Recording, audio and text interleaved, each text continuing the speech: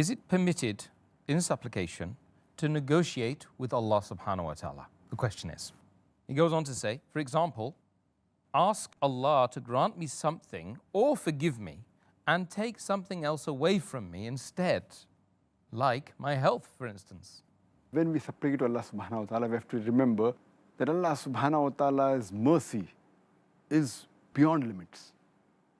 His mercy, His grace. We cannot limit the mercy of Allah subhanahu wa ta'ala. We cannot try and negotiate.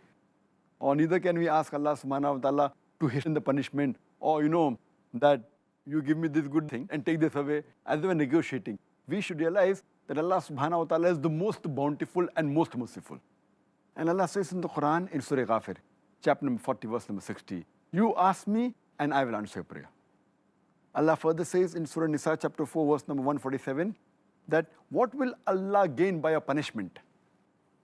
If you believe and if you are grateful.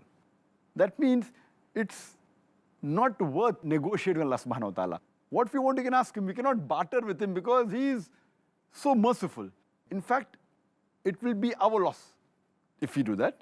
And that reminds me of hadith of Sahih Muslim, volume 4, book of Dhikr, hadith number 6501, that once Muhammad sallallahu alaihi wasallam, he goes to one of the Muslims who is sick, and he goes to see him, and the person is very sick.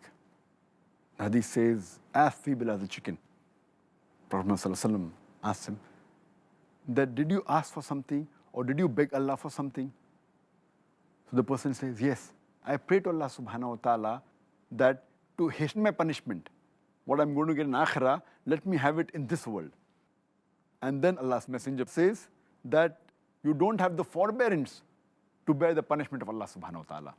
In fact, you should have asked, Rabbana atina fid dunya hasnatan wa fil akhirati hasnatan wa qina azabin nar. That's what I quoted earlier. That, oh Lord, give us the good in this world and the hereafter and save us from the torment of hellfire.